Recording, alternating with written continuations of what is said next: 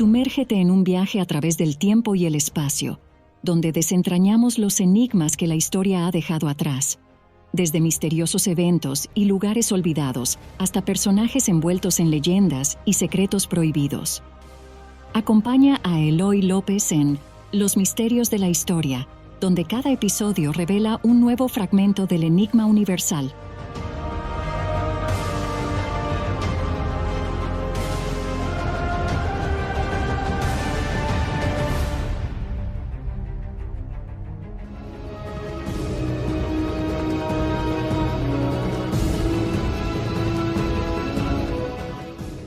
Ni todos los alemanes que vivieron la Segunda Guerra Mundial fueron nazis, ni todos los nazis fueron alemanes en la Segunda Guerra Mundial. Lo cierto es que la Alemania nazi fue de lo más variopinta, tanto en creación como en destrucción. Si no, escucha. ¿Qué tiene que ver Adidas, Puma, Hugo Boss y los nazis? ¿Escuchas una de nazis?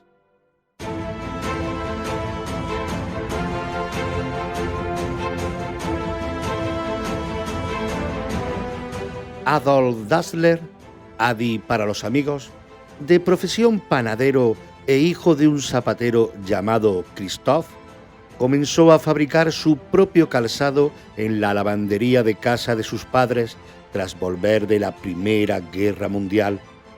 En los inicios de la década de 1920 fundó su primera empresa, la Gebrüder Dassler Fabrik.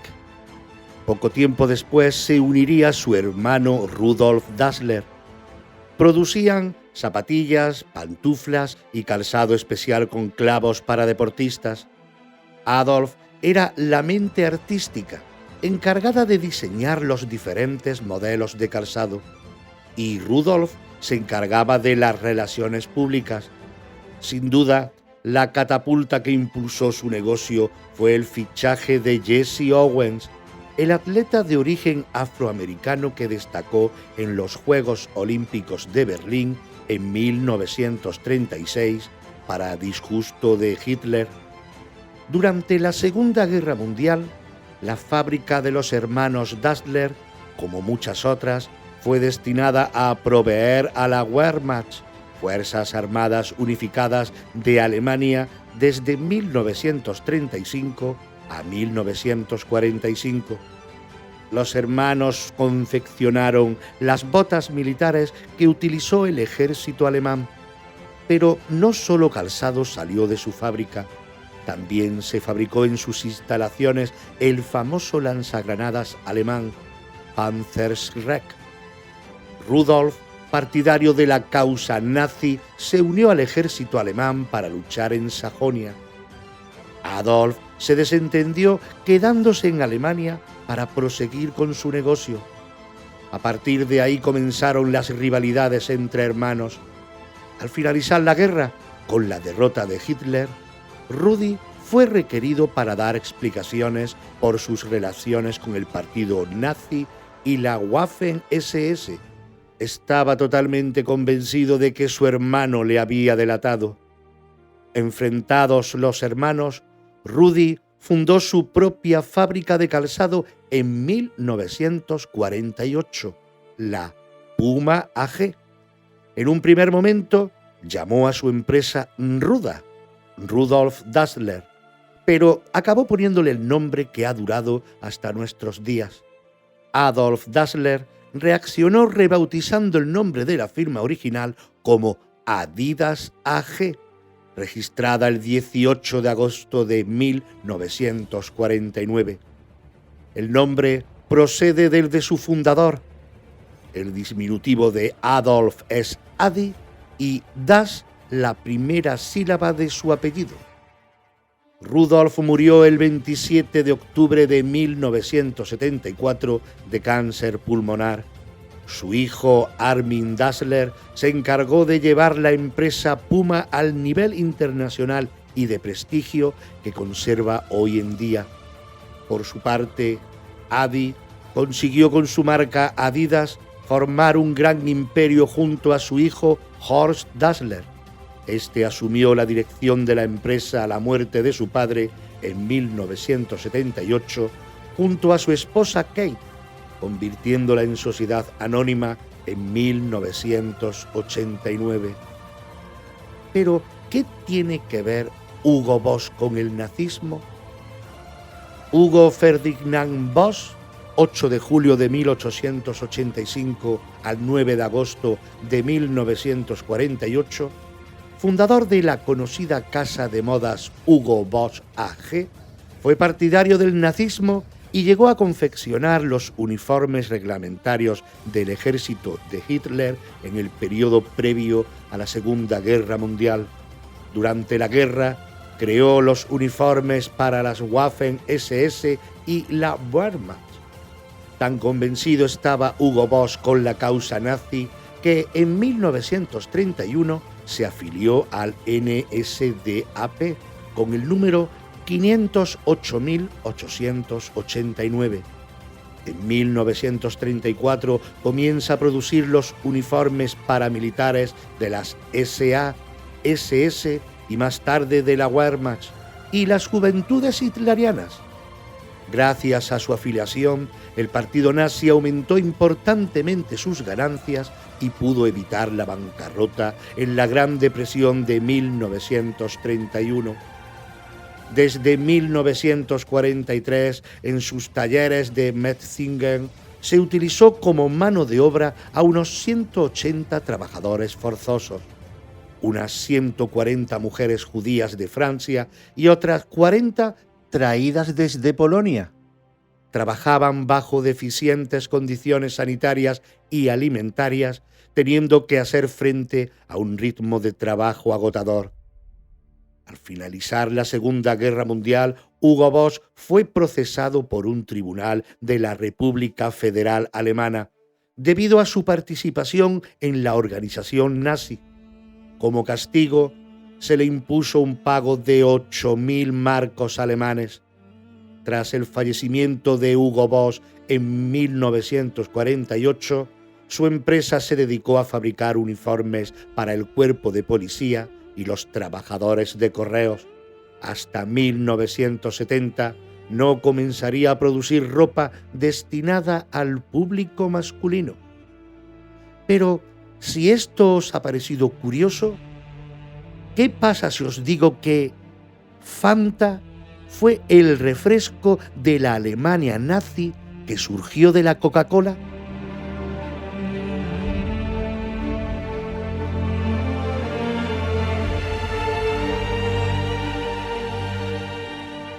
La historia tiene esa particular forma de relatar y relacionar sucesos del pasado que, de cualquier otro modo, nos habría resultado imposible comprender.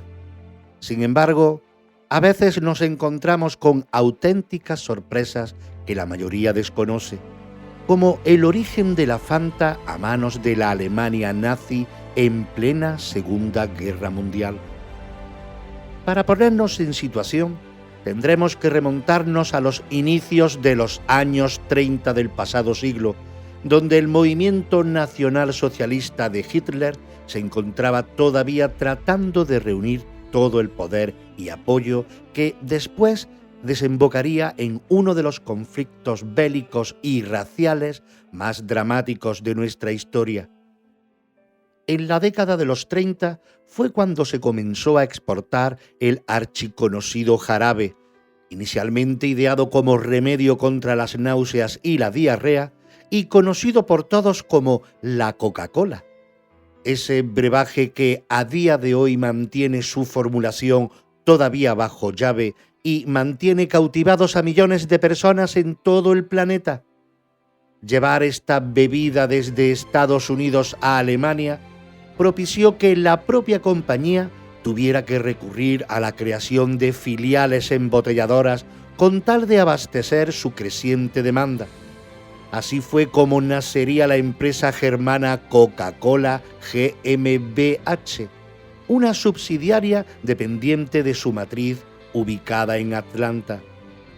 Cerca de 5 millones de alemanes consumían esta bebida anualmente, por lo que se llegaron a crear hasta 43 plantas distribuidas por todo el país, encargadas de abastecer su creciente consumo. Hermann Göring trató de nacionalizar Coca-Cola. Por aquellos años, la cultura de fabricación nacional era una norma que garantizaba un mayor número de ventas y aceptación entre la población. Promocionar que el material o ingrediente procedía del propio país aseguraba una mejoría en la imagen ofrecida al público, lo que generaba mayores ingresos. A pesar de depender completamente de Estados Unidos y contar ya con una producción en medio mundo, Coca-Cola GmbH se mostraba como una bebida completamente nacional y exclusiva. Una filial que aseguraba fabricar el producto directamente y no depender de nadie del extranjero. A modo de curiosidad histórica y con el fin de demostrar el poder de esta publicidad, se cuenta que durante los años siguientes al inicio de la guerra, muchos presos alemanes que eran trasladados a Estados Unidos se sorprendían al observar cómo allí también bebían Coca-Cola, creyendo que solo se fabricaba en su país. La mano derecha de Hitler, Hermann Göring, facilitó la expansión de la marca americana en todo el territorio alemán, ofreciendo todas las facilidades y promoviendo su consumo desde que el partido nazi llegó al poder. Sin embargo, el propósito final de Göring consistía en terminar nacionalizando la marca y así poder apoderarse de la fórmula secreta que permitiría fabricarla sin contar con la participación y permiso de su sede central. Disponer de esa información privilegiada era el único motivo que empujaba al número 2 del Führer a promover su expansión por el país. Pero esto fue hasta que Estados Unidos entró oficialmente en guerra contra la Alemania nazi a finales de 1941. Coca-Cola siguió expandiéndose y creciendo dentro de Alemania, incluso en los países que Hitler iba anexionándose a su antojo. Al mando de la organización de esta estrategia expansiva y administrativa estaba Max Cage, el director de Coca-Cola GmbH, que desde 1938 llevaba dirigiendo a la filial y cuya creatividad lo empujaría a lanzar una bebida alternativa una vez fuera bloqueado Coca-Cola tras la declaración de guerra de Estados Unidos. Tenemos que pensar que tras la negativa de Coca-Cola de seguir suministrando su fórmula a las plantas de un país ahora enemigo, Cage se enfrentaba a una importante crisis con unas instalaciones millonarias que quedarían en desuso. Razón por la que trató de darles nueva utilidad creando una bebida que sustituyera a la ya famosa Coca-Cola. Tras algún que otro intento, se logró lanzar un producto nuevo y llamativo, con un nuevo embotellado y diseño. Había nacido una bebida alternativa que rápidamente se extendería su consumo por todo el país. Fantasie, la bebida endulzada que recurría a la calidad de Coca-Cola para ser vendida. Max Cage fue una figura realmente controvertida. A día de hoy se sigue especulando sobre su apoyo o rechazo al movimiento, ya que según la fuente que se consulte, se le considera de una forma u otra. Algunos aseguran que siempre trató de defender a sus trabajadores, incluso de la Gestapo alemana, mientras que otros lo incluyen en la lista negra de partidarios del régimen. De lo que no cabe duda alguna es de su papel relevante en esta historia, tanto en el crecimiento y mantenimiento de Coca-Cola GmbH como en la creación de Fanta, la alternativa nacional y patriótica elaborada a partir de unos ingredientes que no tenían nada que ver con lo que hoy conocemos. Hablamos de una bebida realmente endulzada con sacarina, azúcar y restos de suero lácteo, pulpa de manzana y cualquier otro excedente del momento. Incluso se llegó a emplear en la cocina como endulzante. Al comenzar su producción y tratarse de una bebida completamente desconocida, se tuvo la curiosa idea de añadir un producto de Coca-Cola GmbH, coletilla que permitía vincular la Fanta con la calidad de la ya conocida y buscada Coca-Cola. Así es como nació Fanta, que procedía de la palabra alemana Fantasie, fantasía en español, y cuyo idea brotó de la imaginación de un reconocido vendedor de la época llamado Joe Knick. Gustó tanto la propuesta por el nombre que los directivos no dudaron en escogerla. Con la llegada del fin de la guerra, Fanta resurge y pasa a ser exportada. Las 43 plantas que Max Cage tenía fabricando Fanta mientras Coca-Cola seguía bloqueada desde Estados Unidos fueron bombardeadas incansablemente por los bombarderos aliados hasta quedar completamente derruidas. Sin embargo, con la llegada del fin de la guerra y la caída de Hitler, rápidamente se retomaron las comunicaciones entre ambos países. La propia central de Coca-Cola en Atlanta, tras haber realizado una investigación que determinase la posición de su antigua figura comercial en el país germano, Max Cage determinó que éste había ayudado a más de un trabajador y habría actuado siempre en pro de la compañía.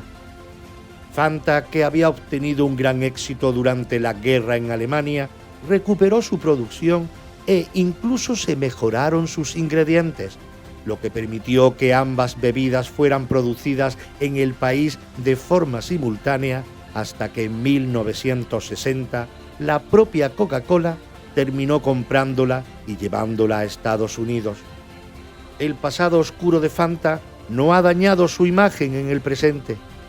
A pesar de encontrarnos con una bebida de origen alemán, desde que Coca-Cola comprase su marca y la incorporase a su matriz en 1960, Fanta ha sabido siempre desligarse de cualquier vinculación o relación directa con el régimen nazi. A diferencia de otras marcas que sí colaboraron activamente con el régimen de Hitler, Fanta tampoco se convirtió en una herramienta publicitaria para ensalzar los ideales del nazismo, ni tampoco fue empleada con fines políticos.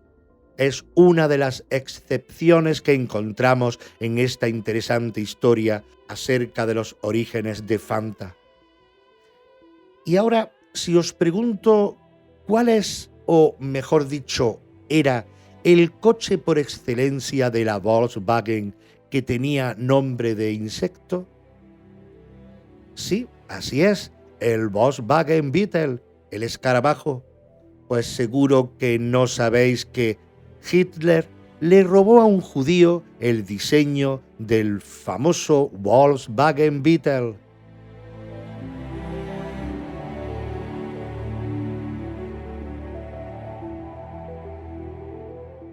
El diseño del mítico Volkswagen Beetle, escarabajo, siempre ha sido atribuido al dictador alemán Adolf Hitler.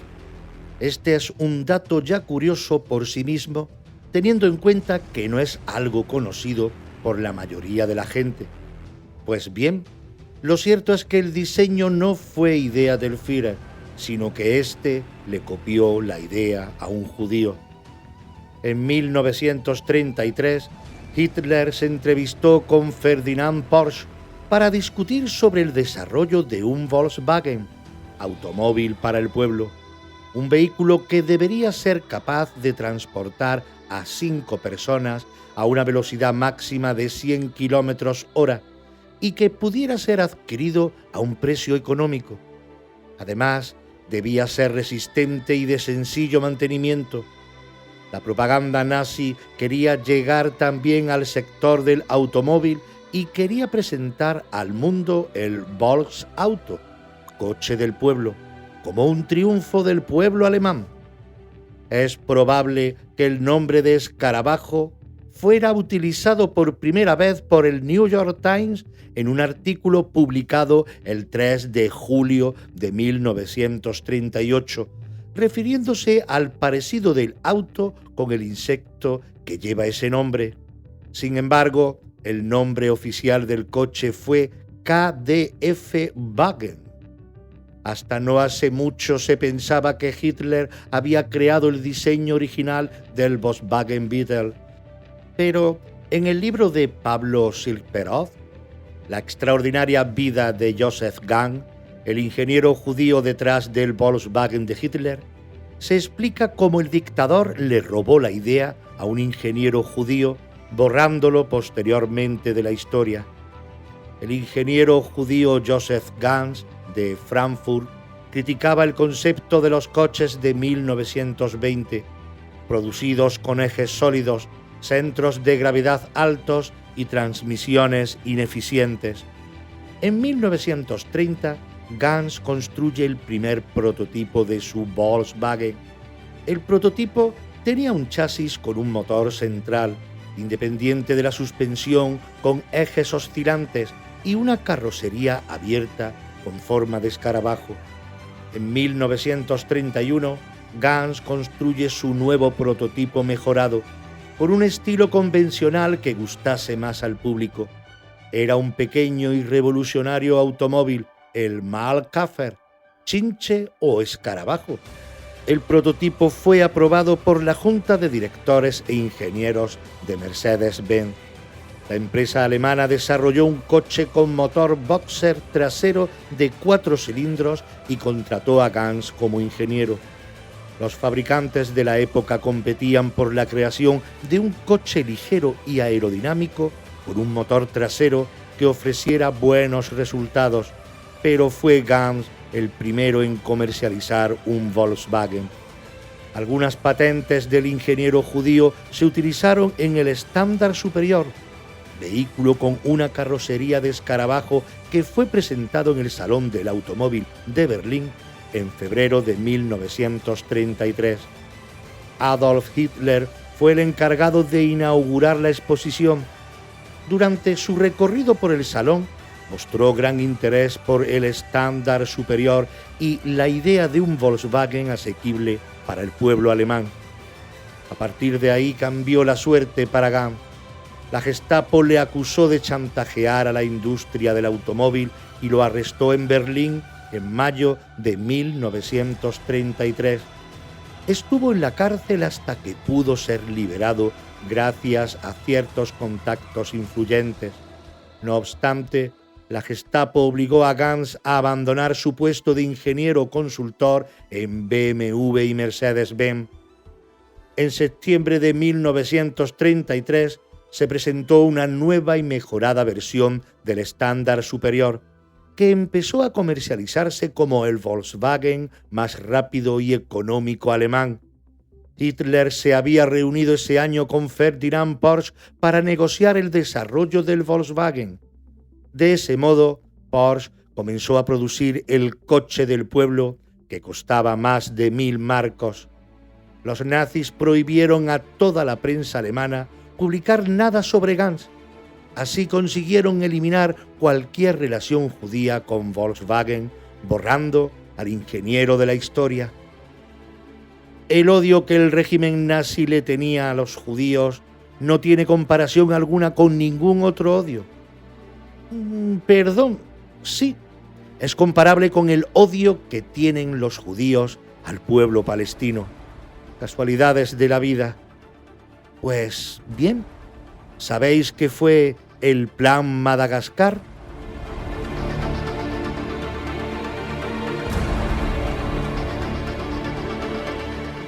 Plan Madagascar, cuando los nazis quisieron desterrar a millones de judíos a la Gran Isla Roja.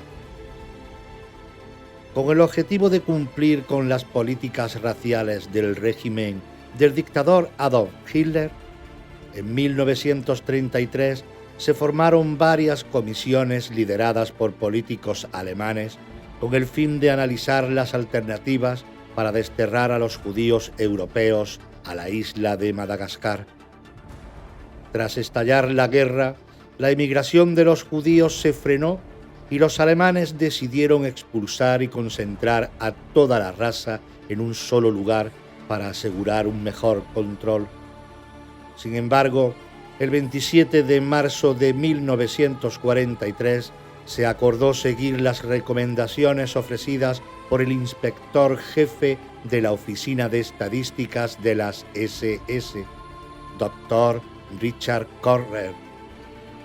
Los judíos debían ser trasladados hacia el este para llevar a cabo el Holocausto, conocido por los nazis como la solución final.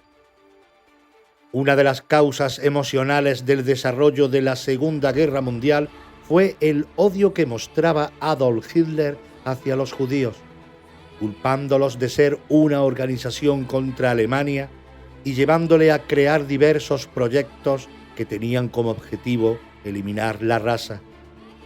Entre sus ideas siniestras estaban la creación de campos de concentración y exterminio, guetos y proyectos para desterrarlos de cualquier territorio europeo. Madagascar también fue conocida como la Gran Isla Roja. Está ubicada en el Océano Índico, conformada por varias pequeñas islas periféricas frente a la costa sureste de África y al este de Mozambique. Con 1.600 kilómetros de largo, es la mayor del continente africano y la cuarta más grande del mundo. Por aquel entonces era una colonia perteneciente a Francia. Su población estaba compuesta aproximadamente por 25.000 ciudadanos franceses. Su paisaje mostraba multitud de animales silvestres, cascadas y cañones rodeados de selva. Carecía de infraestructuras o centros de salud. Su clima pesado subtropical supondría una sentencia de muerte para cualquier gran población. Además, la isla se caracterizaba por unas malas condiciones de salubridad y el incremento de enfermos a causa de la fiebre amarilla. Sin embargo, estas condiciones naturales no las tomaron en cuenta los nazis o simplemente no le dieron la importancia necesaria, lo que pudo traer como consecuencia que la población no hubiese podido alimentarse correctamente por mucho tiempo, ni contar con vivienda y mucho menos tener una vida normal. Los nazis la consideraron ideal para su plan por estar aislada, por su gran extensión de terreno, sin grandes edificaciones y una escasa población que podía ser trasladada de un lugar a otro. La organización militar, policial, política, penitenciaria y de seguridad de Hitler y del Partido Nacional Socialista Obrero Alemán, conocido como la SS, comenzó a estudiar el Plan Madagascar en el mes de junio de 1940. Franz Redemayer, funcionario del gobierno nazi, comprendía la complejidad de ocupar Polonia por millones de judíos y se veía en la obligación de pensar en otras opciones. Redemacher primero envió una carta al alto mando para explicar su idea. La victoria se acerca y Alemania debería ser posible, en mi opinión tendría que ser un deber, que todos los judíos se marchasen fuera de Europa. La comunicación llevaba además varios folios que explicaban el futuro plan, formulando varias conclusiones para reubicar a los denominados por ellos la raza inferior. Entre las posibles soluciones, manifestaba que el régimen alemán, junto al resto de países europeos, debían deportar a los ciudadanos judíos a la isla de Madagascar, la cual era por aquel entonces colonia de Francia y que debería ser cedida a Alemania para encargarse del proyecto y futuro gobierno que sería conformado en la isla. La propuesta determinaba que obligatoriamente se debía reubicar a todos los ciudadanos que habitaban en la isla para trasladar de manera forzosa a los judíos. Además, advirtieron que los gastos de transporte y asentamiento serían saldados por los bienes expropiados de los judíos. Alrededor de 4 millones de desterrados no serían identificados por ninguna nacionalidad. Solo se dedicarían a la agricultura como actividad laboral, gobernados por una colonia entre los mismos residentes, pero bajo la supervisión del gobierno militar alemán para garantizar un buen comportamiento ciudadano. Dicho proyecto fue apoyado por miembros del partido como Adolf Eichmann. Incluso el mismo Hitler llegó a exponerle el plan a Benito Mussolini.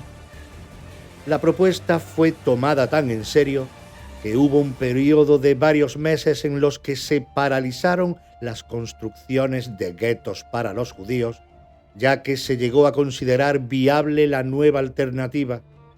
Asimismo, el Ministerio de Asuntos Exteriores también estuvo de acuerdo con esta operación, resultándole más interesante que la propuesta hecha por el propio Eichmann, en la que sugería trasladar a los judíos europeos hasta Palestina.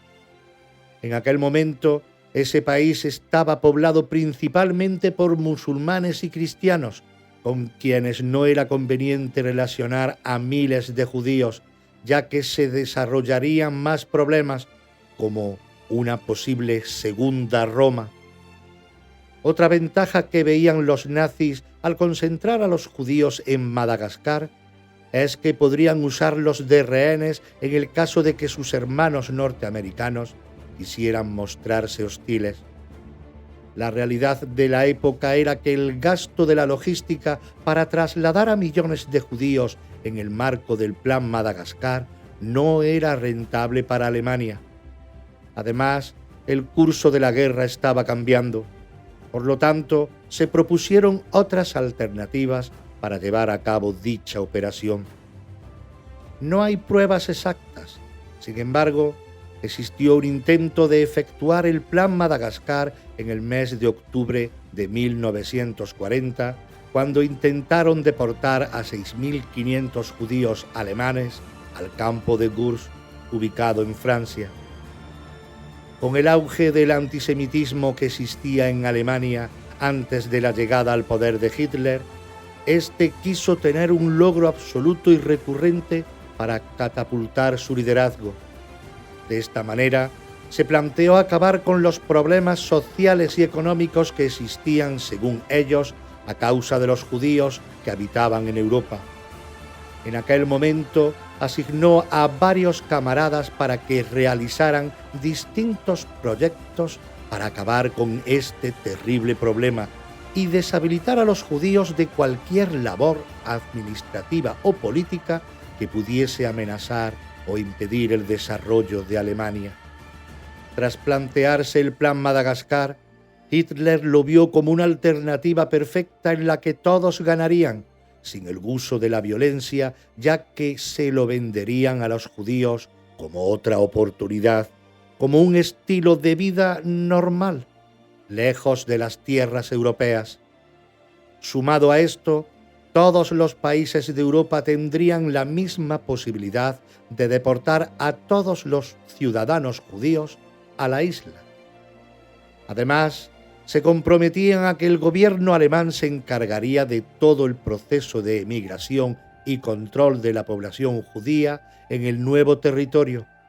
De esa manera, no tendrían que preocuparse por futuras rebeliones o conflictos, ya que todos estarían de acuerdo con el proyecto. Hitler lograría finalmente tener en Alemania una población de ciudadanos de raza pura, que fueran hombres y mujeres con genes de superioridad aria, convirtiendo a cada alemán en el tesoro más grande de la nación. Alemania contó con el apoyo inmediato del gobernador general de Polonia, Hans Frank, quien durante una importante reunión del partido en Cracovia declaró que tan pronto se lograran las conexiones marítimas, se iniciaría con el traslado de los judíos a Madagascar, siendo enviados uno a uno sin problemas. De acuerdo con la planificación que habían elaborado, los judíos iban a llegar a esta remota isla gracias a los servicios de más de 300 barcos, los cuales se turnarían para realizar viajes diariamente y lograr llevar a toda esta población en apenas 4 años. Los desterrados iban a poder llevar hasta 200 kilos de equipaje, y los médicos, agricultores y artesanos tenían la opción de trasladarse con sus equipos de trabajo. Los judíos estarían bajo el régimen de Alemania, contarían con un sistema completo propio, es decir, con alcaldes, policías, con dirección de correo y un sistema de ferrocarril. Además, tendrían la oportunidad de realizar solo trabajos relacionados con la agricultura o en organismos administrativos de carácter local. Así, ningún judío tendría la necesidad de salir de la isla, ya que contaría con todas las condiciones posibles para tener un nuevo comienzo en estas tierras. Los judíos pagarían por el derecho a participar dentro del plan mediante sus bienes, los cuales serían confiscados por los nazis como forma de pago y para poder cubrir la logística correspondiente para el desarrollo efectivo del proyecto. Redlmayer, dentro del proyecto, imaginaba crear un banco europeo que se encargaría de liquidar los activos judíos y también serviría de intermediario entre los habitantes de Madagascar y el resto del mundo, con el objetivo de evitar que los judíos interactúen financieramente con otros países. La oficina de Göring supervisaría la economía del Plan Madagascar y además se crearía un departamento de información junto con el Ministerio de Ilustración Pública y Propaganda que se encargaría del manejo de información dentro de la isla. El jefe de la división de la Cancillería de Führer, Viktor Brack, coordinaría el transporte. Como parte del control alemán, las fuerzas militares colocarían bases para tener acceso a nivel aéreo y naval. La bahía de Diego Suárez y el puerto de Ansiran se consideraban los puntos más importantes y estratégicos, sin descartar la posibilidad de instalar otras estructuras militares en otros puertos como Tamatave, Andeborante y Manánjara. Se terminó el proceso de dicho plan cuando Gran Bretaña se resistió a la operación germana para hacerse con sus tierras, ya que Hitler pensaba utilizar los buques de la Royal Navy para poder trasladar a los judíos hasta Madagascar. Por lo tanto, al no contar con esta opción de traslado, no tuvo más remedio que congelar la operación. Y había otro problema, y es que no contaban con rutas marítimas disponibles a causa del bloqueo ejecutado por los ingleses.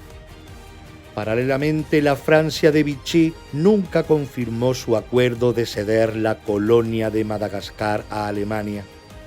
Años más tarde, hombres de Churchill llegaron a Madagascar y tomaron posesión de sus tierras, acabando definitivamente con el plan del gueto gigante proclamado por Hitler, quien tuvo que organizar un nuevo proceso de deportación de los judíos europeos a territorios del este de Europa. Por tal motivo, se retomaron las implantaciones de los campos de exterminio, donde murieron millones de personas consideradas opositores y enemigos de los nazis, convirtiéndose así en las víctimas del Holocausto. Históricamente se conocen las consecuencias grotescas tras el desarrollo del Holocausto, en el que millones de prisioneros de guerra junto a civiles murieron a causa de enfermedades, inanición, negligencia o maltrato. Historiadores han logrado recopilar información que demuestra que anteriormente Madagascar ya fue considerada una cárcel gigantesca y que no fue solo una idea de los nazis en la era de Hitler. El letrado político alemán y fundador del Partido Conservador de Prusia, Paul de Lagarde, quien realizó diversos escritos con influencias sobre Alemania, fue quien propuso por primera vez en 1885 la idea de utilizar a Madagascar como un territorio para desterrar a los judíos. Más tarde, en 1937, el gobierno polaco envió una delegación para que evaluara la isla y verificaran si era factible construir una nueva patria para los judíos. Pero, por la presencia de terrenos áridos pocos productivos, las altas temperaturas y clima tropical fuerte, la decisión fue revocada. Sin embargo, esas condiciones poco favorables eran las que convertían a Madagascar en el destino perfecto para los desterrados, ya que evitarían que los judíos prosperasen en un futuro. El plan de Madagascar, creado por Rademacher, fue titulado como La cuestión judía en el Tratado de Paz, cuyo documento expone a Madagascar como el nuevo hogar para los judíos bajo la supervisión de Alemania. Se debían cumplir las siguientes medidas.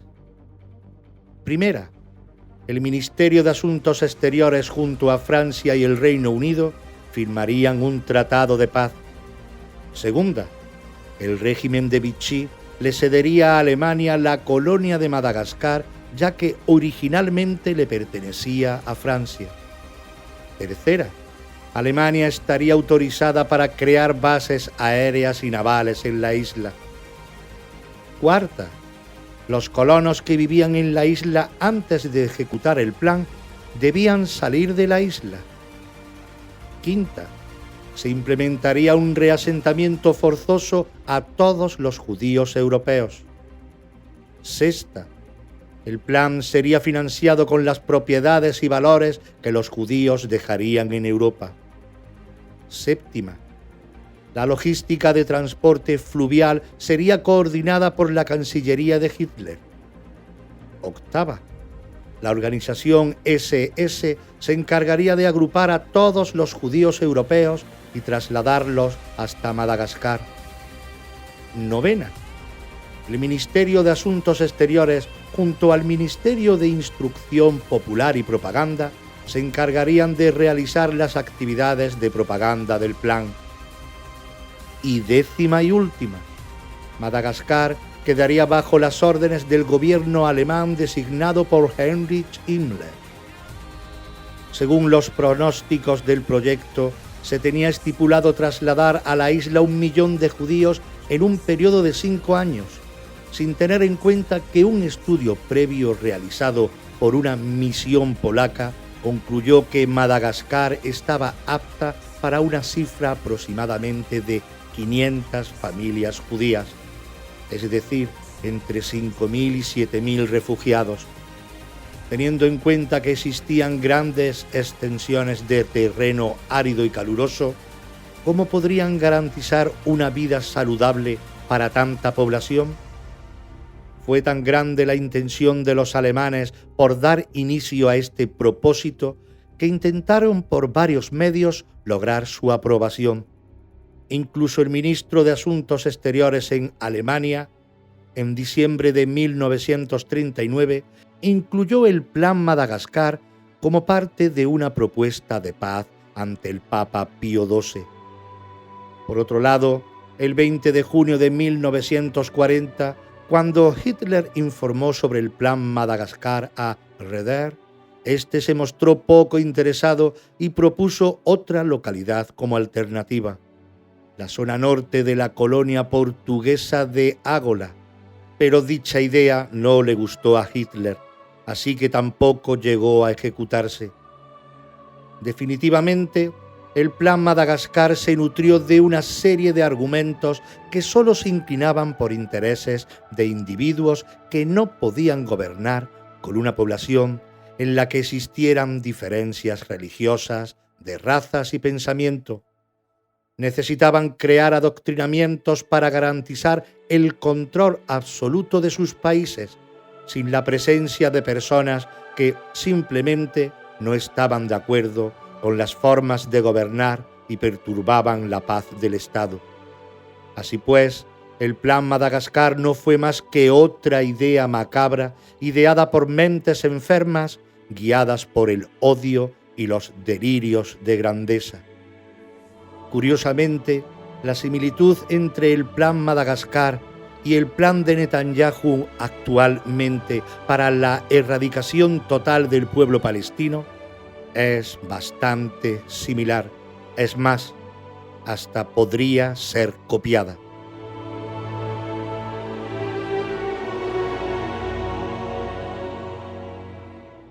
Curiosidades de la historia. La curiosa historia que hoy os voy a contar es tan real como peculiar, pero para poder comprenderla y ponernos en situación, es necesario que la veamos desde una óptica del pasado, es decir, vistámonos con el pensamiento del siglo XIX y embarquémonos en un viaje donde relacionaremos una enfermedad inventada con un remedio que te resultará de lo más sorprendente. La histeria femenina era considerada como una enfermedad que afectaba única y exclusivamente a las mujeres, y si ahora se define como una alteración nerviosa y emocional tanto en hombres como mujeres, antes se solucionaba acudiendo raudamente al médico para que éste aplicase unos métodos como tanto cuestionables. Cualquier mujer que presentara síntomas como mareos, irascibilidad, agobio o pérdidas de apetito, se la encomendaba a la medicina para tratar su caso como un cuadro de histeria femenina. Pero no nos adelantemos, conozcamos qué era y de dónde procedía esta curiosa enfermedad, ya mencionada muchos años atrás. Que nos ubiquemos en pleno siglo XIX no implica que esta enfermedad fuera descubierta en estos años tan interesantes y controvertidos a nivel histórico y médico. La histeria ya se menciona en los legados del médico Hipócrates, así como por Platón. El útero de la mujer deambula por su cuerpo, causando toda clase de enfermedades hasta alcanzar su pecho. Al menos esto es lo que relataba un mito de la antigua Grecia. Y sí, por eso útero, en griego histera, significará después histeria. Avanzando en la historia, en pleno siglo II, el médico Galeno definió la histeria como una enfermedad causada por la ausencia de sexo, sobre todo en mujeres pasionales. Se solía diagnosticar particularmente en mujeres viudas, monjas o incluso vírgenes, aunque las casadas no fueron la excepción. El orgasmo era la solución a muchos de los problemas que padecía la mujer.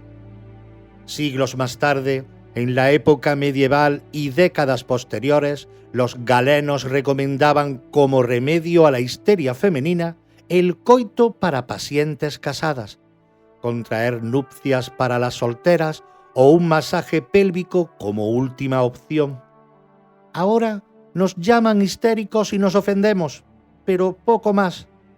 Por aquel siglo esta enfermedad femenina estaba perfectamente dispuesta a ser curada en la misma consulta del doctor, por lo que la mujer debía acudir cuando sintiera ira, apatía o incluso cambios de humor. Que una enfermedad fuera mal entendida, definida y discriminada de esta forma se puede entender. Estamos en un siglo donde todavía contaban apenas con medios y conocimientos para explicar la medicina tal y como la conocemos actualmente. Además, por aquellos años la cultura sexual era un tema tabú, al menos en el ámbito público. Ver un tobillo femenino se consideraba un acto de valentía y las relaciones sexuales solo se contemplaban como un medio para lograr el embarazo durante el matrimonio. Sin embargo, el remedio que se aplicaba para curar esta histeria femenina es la clave para confirmar que, en este caso, se les fue de las manos. Cualquier dolencia difícil de identificar se achacaba a la histeria femenina. Por eso no es de extrañar ver tantos diagnósticos similares durante aquella época y tantas mujeres haciendo cola en consulta esperando ser tratadas. Se desconocía su origen, sus causas y el remedio, hasta que un día un grupo de profesionales médicos optaron por paliar esta enfermedad mediante el uso del vibrador, un revolucionario sistema capaz de emitir vibraciones para paliar los problemas que generaba dicha enfermedad. Este sistema tan innovador evitaba la acumulación de tensiones en las mujeres, la cual debía ser tratada y curada cuanto antes. Lo curioso del caso es que, en un inicio, el tratamiento consistía en aplicar un masaje pélvico, aunque más adelante se implantó el vibrador para aumentar su efecto curativo y evitar un problema nuevo que más adelante te contaré. Este masaje permitía estimular la zona genital hasta que la mujer, afectada por esta terrible e implacable enfermedad, llegase a lo que se conocía como el paroxismo histérico, que, traducido en lenguaje del siglo XXI, es el orgasmo que todos y todas conocemos. En las consultas era tal la cantidad de mujeres con histeria femenina a tratar que los médicos no daban abasto con tanto masaje pélvico, motivo que provocó más de una lesión en sus manos, por no hablar del tiempo que perdían en cada paciente. Cabe destacar que, a pesar de que pensáramos que solo eran los médicos los que aplicaban este remedio manual, esta tarea terminó recayendo también sobre las comadronas. Y la tarea no es sencilla, ya que tardaban bastante tiempo en lograr estimular la zona, ya que había que personalizar el tratamiento según cada paciente. Había que encontrar una solución antes de que la medicina perdiera tanto tiempo intentando curar una enfermedad como era la histeria femenina. Por eso se introdujo la aplicación de revolucionarios aparatos mecánicos para poder realizar estos masajes de una forma más automática. De esta forma se conseguía reducir el tiempo entre cada paciente y el propio médico no tenía que esforzarse de forma manual. Esto acortaba considerablemente el proceso del tratamiento y potenciaba su curación. En 1869, el estadounidense George Taylor, médico de profesión, desarrolló un prototipo que se convertiría en el primer vibrador en funcionar a vapor. Era un aparato vibratorio que patentó y que, por el contrario de lo que imaginamos, no obtuvo el éxito esperado, ya que era bastante incómodo y dificultaba el proceso de curación. Sin embargo, sentó las bases para que otros después mejorasen la idea. Años después, Joseph Mortimer Grenville desarrolló otro modelo electromecánico mucho más sencillo, con forma fálica y más eficaz que el anterior. En menos de 10 minutos, las mujeres conseguían alcanzar el paroxismo histérico, objetivo principal por el que tanto esfuerzo en mejorar la técnica comenzaba a dar sus frutos.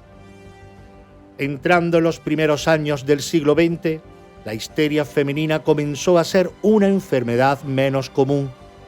Quizá fuera porque en 1902 se lanzó al mercado el primer vibrador eléctrico de la mano de la empresa Hamilton Beach, por lo que la exclusividad médica dejaba de ser un limitador. También se comenzaba a profundizar en el estudio de la mente con figuras tan importantes como Sigmund Freud o Jean-Martin Charcot, los cuales ayudaron notablemente a que esta enfermedad inexistente comenzase a tener otros tratamientos y explicación. La sociedad comenzaba a dar un salto en cuanto a investigación y medicina, por lo que la histeria femenina daba avisos de resultar ser innecesaria en un mundo donde se comenzaba a encontrar respuesta científica a muchos de los problemas que padecía. No pasaron muchos años después del lanzamiento comercial del primer vibrador hasta que la Asociación Americana de Psiquiatría declarase oficialmente que este tipo de enfermedad no existía como tal. La pornografía, cada vez más presente en la sociedad de la época, influyó también en normalizar el uso del vibrador como instrumento de placer, ya que muchas actrices lo empleaban en sus filmaciones. Si le sumamos el avance de la sociedad, la aparición de la pornografía más comercial y los progresos en medicina más recientes, obtendremos una combinación que ya no casaba tanto ni entendía la existencia de una enfermedad tan extraña. Es curioso ver cómo ha evolucionado este aparato concebido inicialmente para tratar una enfermedad inexistente. No obstante, debemos recordar que seguimos vestidos con las lentes del siglo XIX y XX, donde cualquier cosa era posible. Aunque el término histeria haya mantenido su origen en la relación con el útero de la mujer, ahora se entiende y trata de una forma completamente efectiva, ya que hablamos de un trastorno que afecta el sistema nervioso y que posee tratamiento real. Normalmente, los problemas relacionados con el estrés o los conflictos psíquicos son los causantes de esta patología, que son tratados y solventados en consulta según el procedimiento que determine el especialista. El vibrador, en este caso, puede ayudar a aliviar la tensión como mecanismo de placer que es, pero nunca veremos a un médico recomendándolo como solución a este problema que padecen tanto hombres como mujeres y que nada o poco tiene que ver con el orgasmo.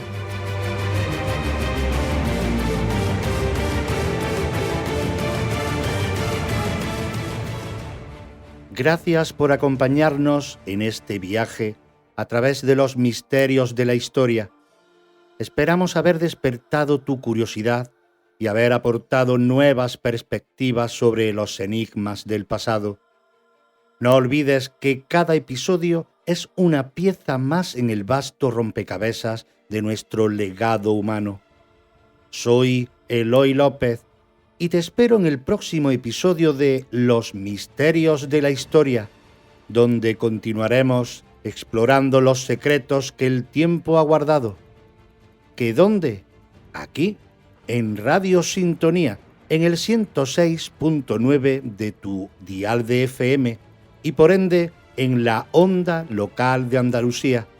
También nos podéis escuchar en Spotify y Amazon Music. Hasta la próxima. What would you think if I sang out of tune? Would you stand up and walk out on me? Lend me your ears and I'll sing you a song, and I'll try not to sing out of key. Oh, I get by with a little help from my friends. I get high with a little help from my friends. Gonna try with a little help from my friends.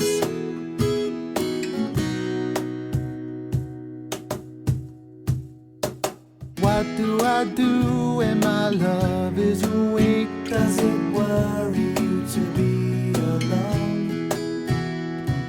How do I feel by the end of the day? Are you sad because you're on your own? No, I get by with a little help from my friends. I get high with a little help from my friends.